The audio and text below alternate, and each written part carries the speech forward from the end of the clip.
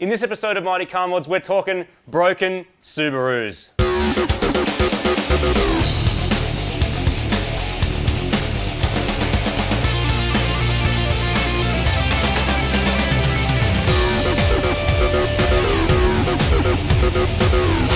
Mighty Car Mods. Welcome to another episode of Mighty Car Mods. I broke my Subaru. You probably saw it sounded a little bit like this. Luckily, I have a backup Subaru. Do you? Yep. I thought your backup Subaru was a Mitsubishi. Well, it is, but that's broken also. Okay, good. How did that break? Head gasket. Like, what's happened to your head gasket? Head gasket. Oh no!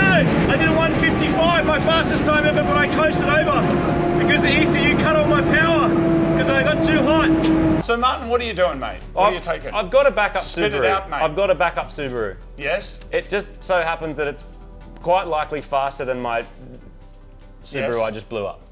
Say its name, Martin. It's So, not Satan. You're allowed to say My its backup name. Subaru is Supergramps. Supergramps was finished. Well, I did. Supergramps is finished. I did say that. You're not allowed to drive it anymore. I didn't mean you never see it again. I meant like it's finished being modified. Is it? Well, yeah. Is it? Well, So you're not going to modify it again? I kind of have to modify it again. Okay, so I'm it's going to not- take it it's to the not track. finished. Anyone who says their modified car is finished is an idiot. Anyway, myself included. I'm an idiot. I've said it. You're an idiot. So You I'm going to crash take all our Supergramps to the drones. track. But look, it's set up for street. It's set up to like try and look cool. The wheels are on it. You can't put big, massive track brakes on it. The tyres are not made for track days. So there's a few things I'm going to change Can up. I do the too long didn't read? Because this is long. Martin blew up his Subaru. Now he's getting another Subaru that he said was finished, but it's not actually finished. He said he wasn't going to modify it anymore. Now he is going to modify it. But before he does that, he's taking it to a track day for a Subaru club because you've got to be some Subaru person to go. That's why I'm not allowed to go. I'll go to the next Honda meet. Is that the summary? Yeah. And now you're going to go and drive your car to Subaru meet? Yeah. Cool. I'm not coming. Good luck. Have fun. Don't blow up your car, man. Just have a good time. I've come to a WRX Club Super Sprint Twilight event. It means racing from the afternoon and into the night. I did some last minute changes to the car to help it perform its best, the most obvious being SSR 17-inch wheels and STI Brembo brakes. So once again, I'm setting up my Garmin Catalyst, which is awesome for this kind of thing. It's like a track day. Basically, I just put the mount on. I need to have a secondary tether because of the kind of track day it is. That's easy. That's just cable ties into the dash. And then pretty much it's just drive and pick where you are, what circuit you're on, stick it up there. Camera for the Catalyst is up there amongst the mess of other stuff that's on the windscreen, including GoPros.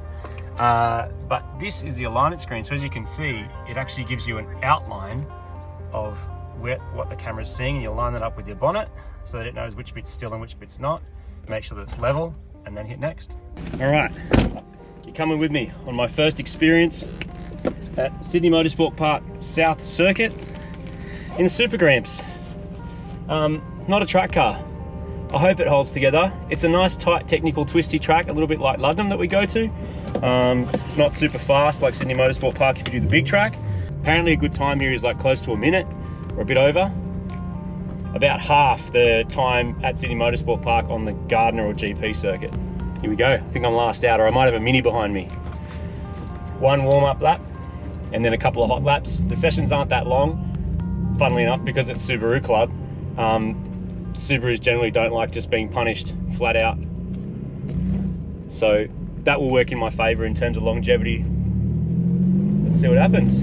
Supergramps, never get sick of the power band. Fun track though, really tight compared to the main circuit. Gearing plays a big part as well in sort of trying to work out what gear to use on what corner. The new track's really fun though because you have to like use a completely different part of your brain because it's just all new. I'm right at the back. This is actually a really good thing. So I have to punish my car. This is the front corner, big elevation change.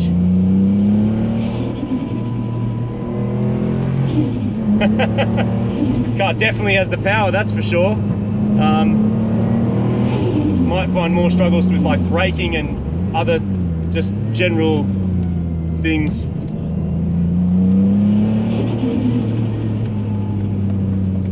Awesome. All right, so now hot lap, here we go.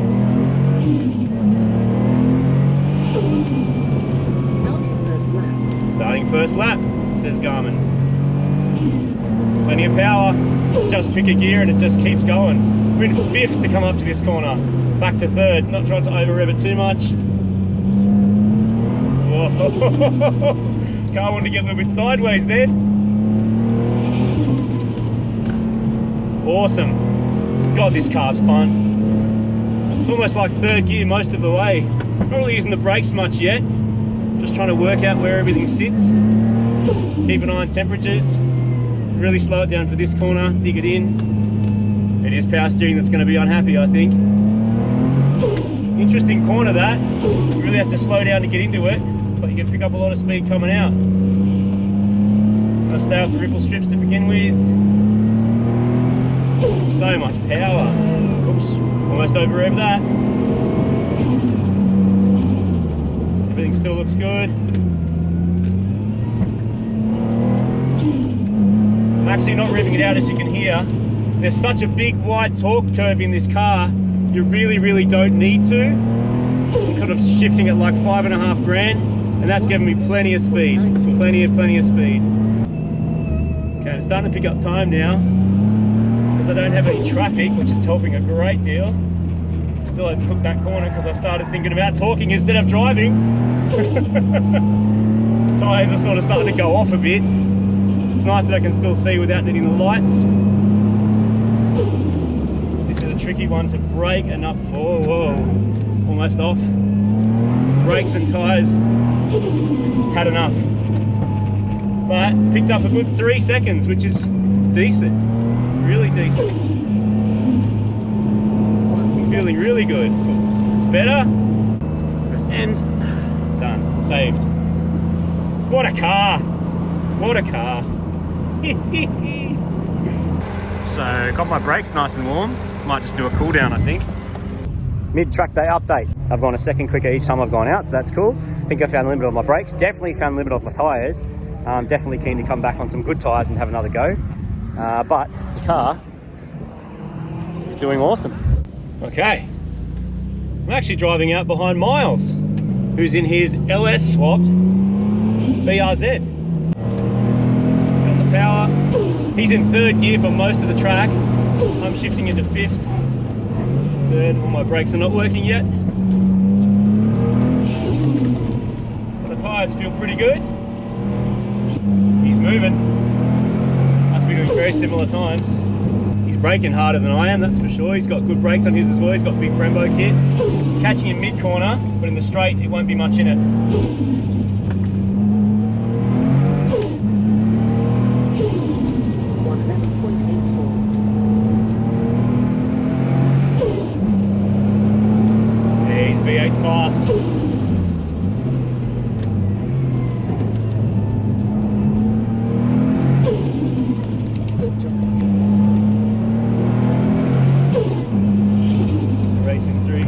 Thanks for letting me pass, Miles. See if you can catch me. Good bloke. Still doing a good time. Overcooked that one. Overcooked that one. There's actually a better line though. 110.7. Not bad, 110, alright.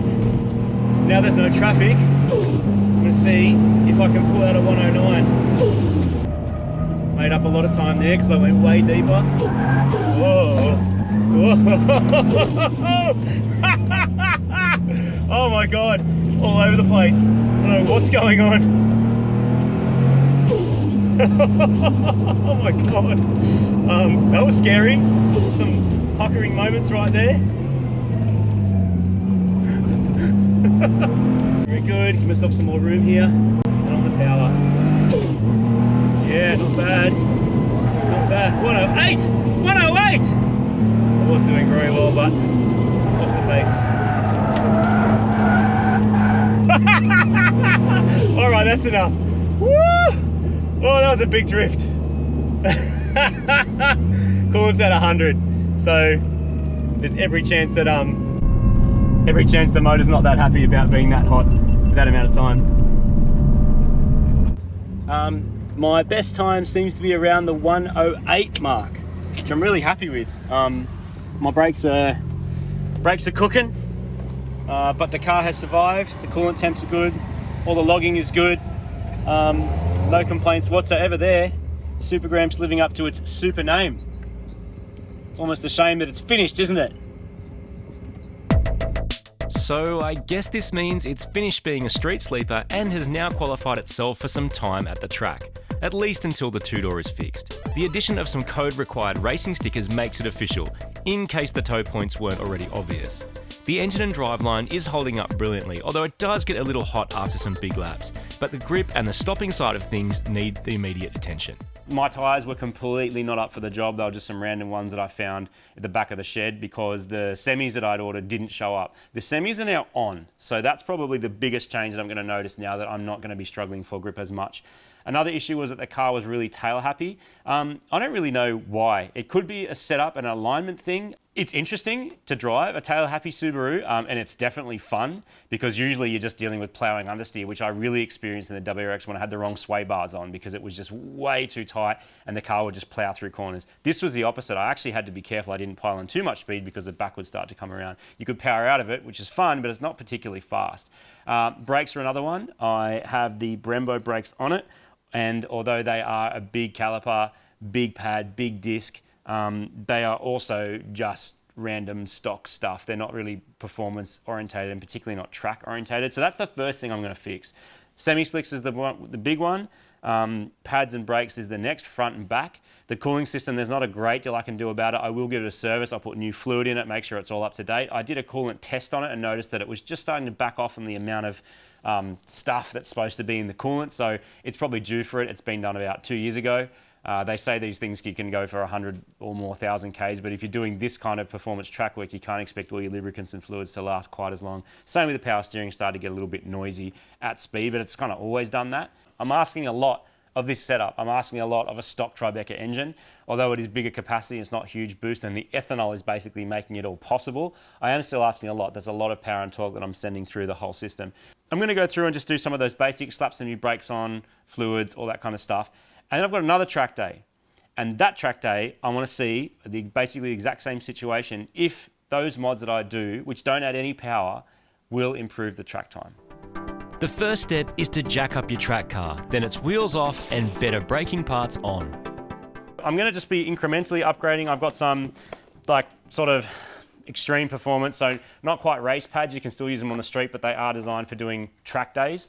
And same again with the rotors that I'm using. So these are T3s, so they've got the fancy design in them and stuff to make them cool a bit better.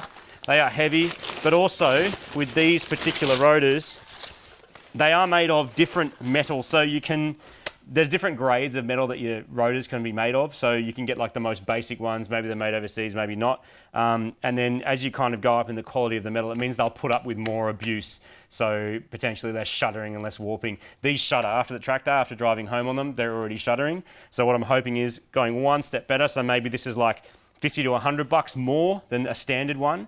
But if you were to go to a full aluminium hat with all the separate, bits and pieces, that's going to cost double, which means you're spending like $1,000 to try and go just a little bit better. Instead, you can spend $400 or $500 and do something like this. So I'm going to take that rotor off. There's probably a bit more life in it. I mean, if I hadn't sort of warped it and been so heavy, there's actually plenty of meat on it, but it's just not happy. So that's going to come off. I'm going to throw some new pads in. I'm going to give this a clean up with some brake cleaner and brush it, make sure there's no crap in there, and then throw these rotors and pads on.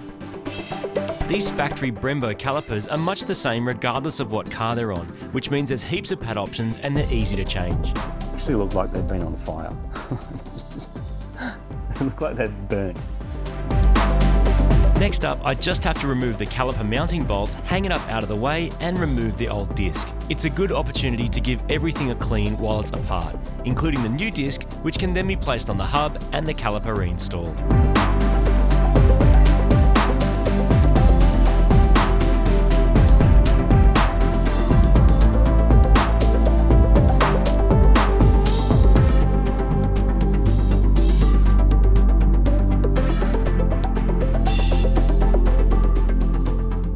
So my old rotor did cop a bit of a flogging. You can see where all the heat's affected it. Don't know how old it is. Don't know what brand it is. Don't know anything about it. All I know is it had a good and hard life.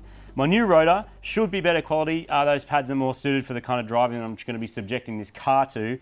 And so now I just rinse and repeat for the rest of the car. The process is the same. The back's got a handbrake in like a drum configuration like so many Subarus do, which is good because it means it actually handbrakes.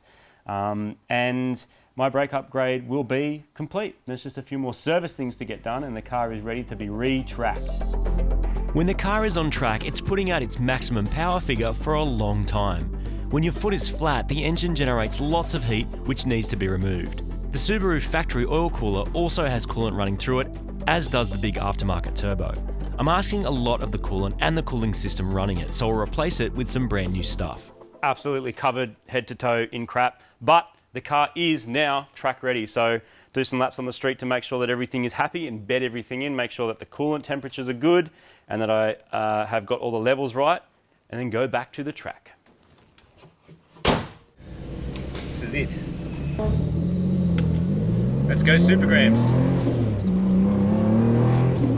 Oh, she's so familiar. So good. Get my chair in a good position. Spend a lot of your time in this car because there's no bucket, or not really a buckety seat, holding yourself in with your knees, which is not ideal, and something I may have to address in the future. So my helmet sort of hits the headrest a bit, which is not great either. Heaps more speed in these corners. Ran a bit wide, but just, I wouldn't even call that understeer, just the whole car just goes, nah, I think you're going a bit too quick.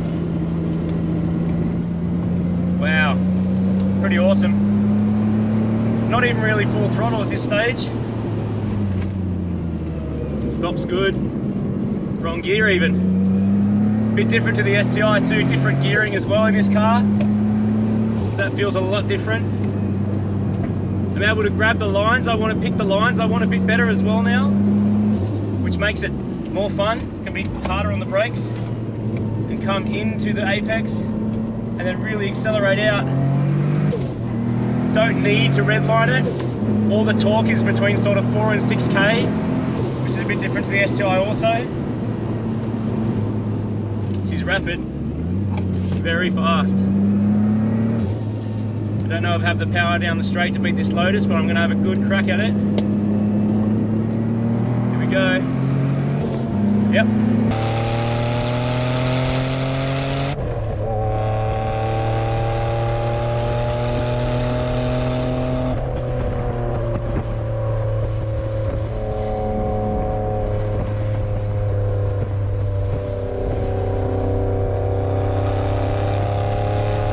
I just did my best time ever on my very, very first lap. Best time I've ever done at this circuit.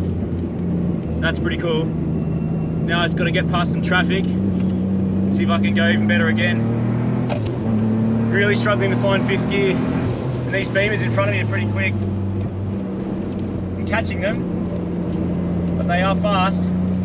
They're struggling with traction, I can see it.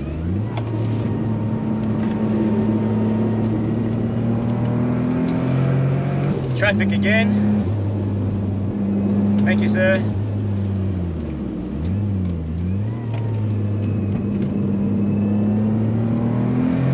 They got plenty of power, but don't know if they got the grip. Here we go, let's see if I can get a hot lap behind this M3. Here we go, Supergramps. Let's go. Ah, coolant's creeping up. Bugger. That might be a problem.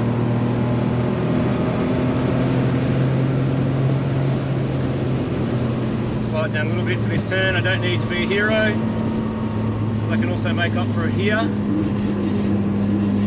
with more speed. Brake really, really, really hard.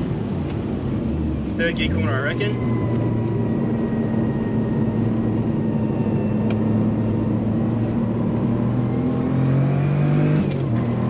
This M3's pretty quick.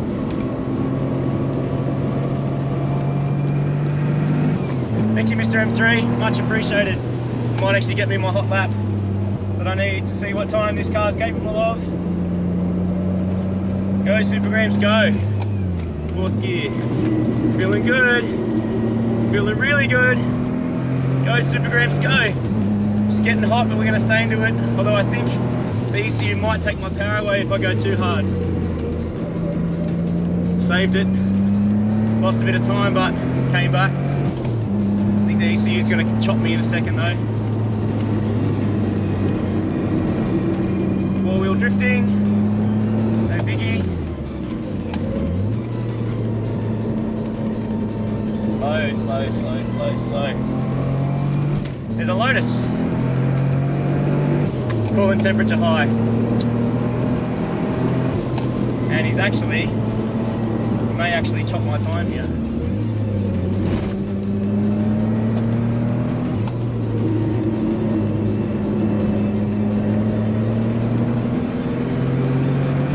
Can't catch him. Can't catch him. Coolant temperature high. Just gonna send it for this one. See what kind of time I can get, and then cool right down. Danger to manifold! Yeah! 151! 151! Coolant temp through the roof. Got a 151. Wow, I'm so happy with that. I think I'll cool down and take her in because there's no point hurting her. 5 seconds quicker than the STI. That is amazing. Amazing, amazing.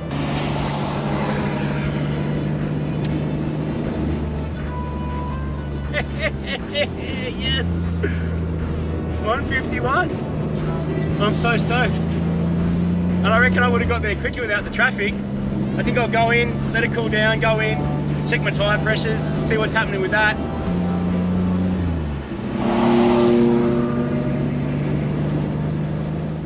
That is absolutely ridiculous. That is 3 seconds faster than I went in the Lotus. Now, granted, I'm not a race car driver, and we've seen that a race car driver can take a Lotus faster, but that's kind of like saying an Olympic weightlifter can lift more than you. We know that, but what can you lift, bro? 5 seconds quicker than the STI.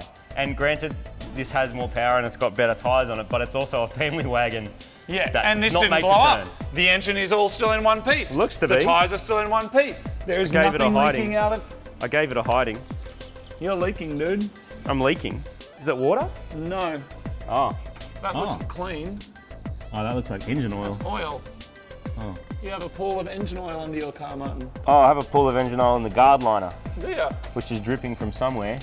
Oh, dude, that's all oil down there, and oil here. Oil? Air filter? Did I Yeah. pump oil? Oh, wow. Oh, wow. Okay. Oh, dude. It's soaking wet. I'm gonna get a screwdriver. You got a screwdriver somewhere? Yeah.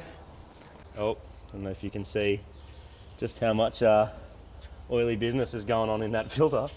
That could be a number of things. The best thing it can possibly be is a full catch can that's just pumping tons of oil vapor from all the revs into the intake. That's the absolute best case. That'd be a good result, Martin. Worst case, it's like a blown turbo, or even worse than that, it's like engine issues, cracked ring lands, you know, basically puff and smoke for days. I didn't want to say anyone told you so, Martin, but did I or did I not Oh, say that's oily. that you crash drones and break Subarus? Yeah, man, but it's not. We don't know for sure it's broken. Look, it's just there's just Look how much oil is in there, mate. But it depends where it's coming from. That's what matters. I'm going to check the catch can. But it's coming from a place where it's not meant to be. Yeah, but it's a Subaru, man. So this is just part of Subaru ownership. We don't know for sure. We don't know for sure. Like she's a bit damp, a bit moist. Could be something simple like a turbo. That catch can line is not oily. Okay. I was hoping it would be a breather. So you reckon it could be blown turbo? No, I'd say more likely it's oil control rings or something from being given such a hiding just then. Because I was working hard, man. I was chasing your Lotus down. At least you got the time, Martin. That's what it's all about. You get a really good time on a stopwatch that no one cares about except for you, and then blow up your car. Yeah. It kind of It's all a bit silly, really, isn't it? Yeah, it's silly, but it's also like it's just what humans are programmed to do, isn't it? Test the limits. Yeah, that's true. Find the limits. And at least we're using the cars for what they're for. Like my car's kind of meant to go fast and it does. Your car's meant to blow up and it does. Like it's kind of, they're following the trajectory of where they're meant to go. Only one of those cars can tow a jet ski. I don't have a tow bar on the Lotus. Oh, that's why. You can't tow anything. You can't even drive yourself home. Can I have a lift in your Lotus? Yeah, sure. Thanks, man.